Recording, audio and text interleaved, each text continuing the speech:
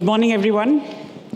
I have to congratulate the ISB community who invited me here, because my world is probably as far away as possible from the world that you all are in.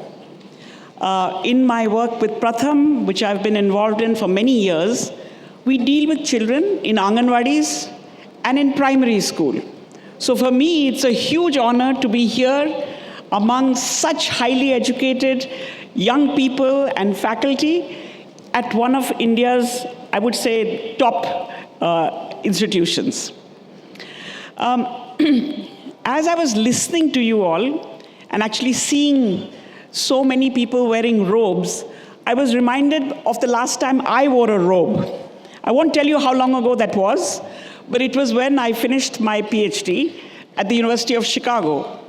And like many of you have mentioned, it's not just the education you get in the classroom, but it's what you pick up in the classroom, what you pick up on the campus, and in my case, and perhaps in your case as well, what you pick up in the community around you that I think adds to this overall wholesome development. At the time that I was in graduate school in Chicago, there was a huge collaboration across the city. Not just the University of Chicago, but every university was involved in helping the Chicago school system improve itself. And I was very, very struck by that despite being an institution of higher learning, in many ways, these institutions were connected to their immediate communities in a very direct way. And as we see more and more institutions coming up in India, highly valued, highly sophisticated, we hope that many of these connections will happen as well. There's clearly something much more exciting happening on the screen. So I came back, I think I came back to India with some of these experiences of how research and communities and policy can be connected. And I came back to Bombay. It was called Bombay at the time. And I went to meet the school system, the municipal school system, to the research department. So Chicago had a research department in their public school systems of 150 people, and Bombay at the time had one person. And I went to meet her. She was clearly very alarmed and said, "Aap jaise logon ko Delhi chale jana chahiye. Because probably Delhi can absorb people like you. Here in our own municipal school system, one person is quite sufficient to do the research that is to be done." But there began a journey. I met the founders of Pratham pretty soon after that. And they decided, since I had a research background, my first project should be doing some research. And I forget the details, but we decided that we would look at some 20 municipal schools, primary schools, in Andheri West. I don't know how many of you are from Bombay. How many are from Bombay or have been to Bombay?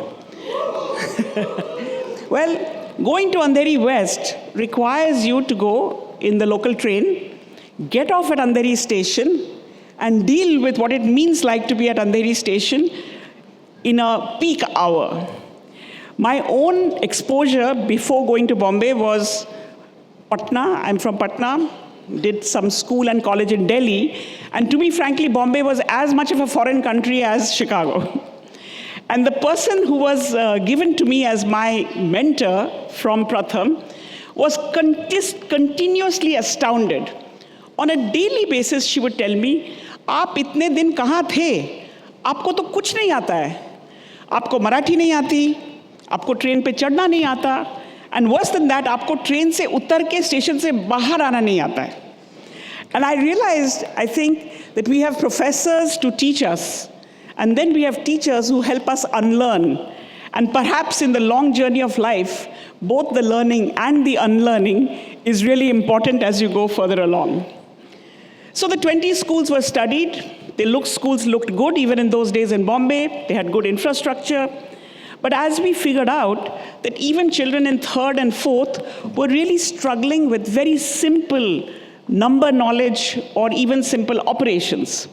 And I remember putting this 20 schools on a sheet.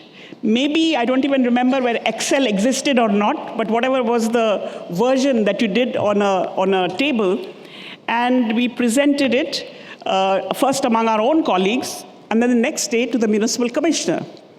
I had spent 8 years doing my PhD. It was a quantitative study. It was, I don't know how many pages. It was carefully kept in the University of Chicago library. Other than me and my advisors, I have no idea who else looked at it. But this one sheet of paper, discussed in the municipal corporation in Bombay, turned within about 2 weeks into a city-wide program for helping children learn math. And I had sleepless nights wondering whether I had done some mistake in the calculations. But then evidence-based policy making at its best, one sheet of paper, 2 weeks, and a program that covered 1,200 schools in the city, all in one shot. So during this process, the other thing that we were working on at that time, this was well before 2000, was whether you could get a city like Bombay to have every child in school by the turn of the century. Today, it's very common to have very high enrollment, but in those days, even in our big cities, we were struggling with such problems. And one of the things that was being tried at that time was that if you got every child into a preschool, Balwadi, we called it in those days, the urban provision of Anganwadis was quite low. So if you got every child into some kind of a preschool, the chances that they would go into first standard was high. So universal preschool to universal standard 1 to universal primary schooling. This is what was being tried at that time in Mumbai. And so it meant every child going to preschool. So children in all kinds of places around Bombay. And if you're familiar with Bombay, you will know that there is a huge garbage dump as you leave Chembur and go on the Pune highway. It was huge then, and it's probably even huger now. But there is a lot of people who live around in those areas. And so one of the last outposts of this every child being brought into preschool was an area called Rafiq Nagar, which is right on the edge of the garbage dump. So quick survey was done. I won't go into the details of how we did surveys in those days. It was quite interesting. And we realized that even in that one slum, there were about 800 children of preschool age. And locally, within whatever space was available, these 20 or 30 little groups came up, and they were working wherever they could find space, usually in people's homes. And the homes were actually under plastic or under very, very temporary arrangements. After a few months, the local people, including parents, decided कि हमारे बच्चों के पढ़ने के लिए better जगह होनी चाहिए. You can't deny it. Studying under a plastic sheet is not the best, but that's how they lived. And the community got together. Again, we were just observers. They got together, they cleared an area in the middle of the slum and put cement down so that in the monsoons, you still could operate there. Slowly, a kind of makeshift arrangement came on top, and it was a large space on which at least 50 children could be there at the same time.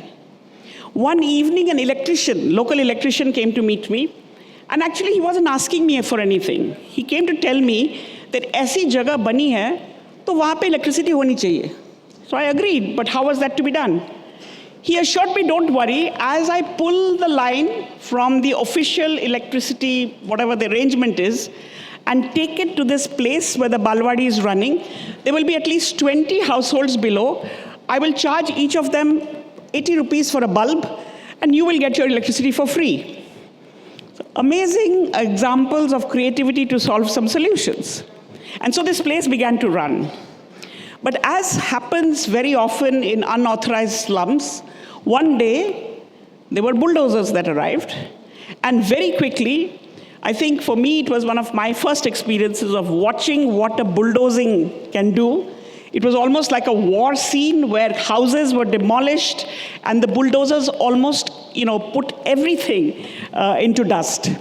It's very upsetting to watch, not only for the people whose houses were there, but also for anybody like us who was very involved in that area.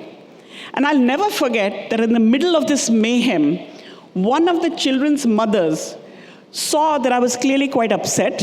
Her house had just been bulldozed. She came to me and said, आपको बहुत तकलीफ हो रही है, आपको एक cup चाय पिला देते हैं. I think this is a famous Indian thing, ki ek cup chai pee lo. Many problems can be solved if you have a cup of tea. She took out her stove from the debris and put a kettle on it and made a cup of tea for me. And her saying to me was, हमें आदत है ऐसी चीज़ों की, आपको आदत नहीं है, इसलिए आपको तकलीफ हो रही है. So in these learnings and unlearnings and new learnings, it was amazing. And I don't want to say this in front of my own graduate school, to say I learned so many things after I left school, but at least my graduate education had made me hopefully open to learning new things in new ways. The story of Rafiq Nagar doesn't end there. A couple of days later, I was asked to come to the municipal local office, to the ward office.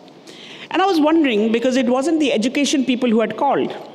So the people who had called me were the guys, and I don't know what the department is called, maybe it's called the bulldozing department, to say that they had also been thinking, after bulldozing that particular area, कि ये ठीक नहीं हुआ. घर तो हम तोड़ देते हैं, because these people should not be living there. But पढ़ाई के जगह को तोड़ना शायद ठीक नहीं था. So they wanted to have a discussion with us to say, are there any other places where you're doing this?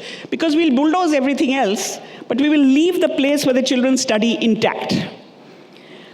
Lots of ethical issues. Should you make a pact with the devil when you want to get something done? Should you have a big policy discussion? Or should it be very practical about how you go ahead? And I think these are the kinds of issues that you will face as you go forward. There are many things that have to be thought about that were not in the textbooks or in the cases, but hopefully you've learned the mental agility to handle the context as it comes and to listen to those who are around in that situation, because sometimes they have better insight than people from far away. I'll end with one more episode. I've learned from my management friends that you should say 3 things. So I've said 2 things. I'll say one more. Fast forward to last year. As somebody mentioned, we do this big report called the Annual Status of Education Report. I don't know whether MBA people know it, but these days it comes in the IAS exam. So all the IAS people know about the report. And the report is actually a very simple assessment in every rural district in India about whether children are in school, whether they can read, and whether they can do very basic arithmetic. And the 2022 report came after COVID, and it actually came 4 years after the last report, because it should have happened in 2020, which it didn't, and so we had 2022. It was widely discussed in the media, but widely discussed in many other places, because there was a curiosity about what COVID has done to education, especially to primary schools in India. Children last year who were in 3rd had actually never been to school. COVID struck, and when they came to school, they came directly into 3rd grade. And we decided that we would do a little bit extra in 3 states. Bihar, because it's my own home state, UP, because it's our neighboring state, and Madhya Pradesh, because it's not far away. 3 states in the heart of India, 165 districts. So the report was discussed at every district level, with the district administration, with college principals, and more or less with anybody who would listen. And the topic was that the government is doing a lot for the early grades, grade 1, 2, and 3. Every state these days is very busy doing something for the early grades. But what about the children who will go from 5th to 6th? Last year's 5th standard kids had 2 years of school in 1st and 2nd, and then came really into 5th. They will go into 6th, and you could see from the data that they would go in quite weak. And district after district, we got the view that kuch to karna chahiye. The system will do something. The system operates with curriculum, with assessment, with structures. But as ordinary people of India, hame bhi kuch karni chahiye. So last summer, which was the first real summer vacation that kids had after schools opened, we put out a call to action and appeal to everybody, to governments at different levels, to colleges. And you will not believe that in a short period of time, in these 165 districts, which probably had some 1.5 lakh villages, almost 3 lakh volunteers, young people, came forward to teach children in their villages for 2 hours a day for the summer. 3.5 million people, children, going from 5th to 6th in these states were actually benefited because young people in their own villages decided that kuch to karna chahiye. So I've been told by people who have been to many more convocations here that nobody will remember what you say, so don't worry about what you're saying.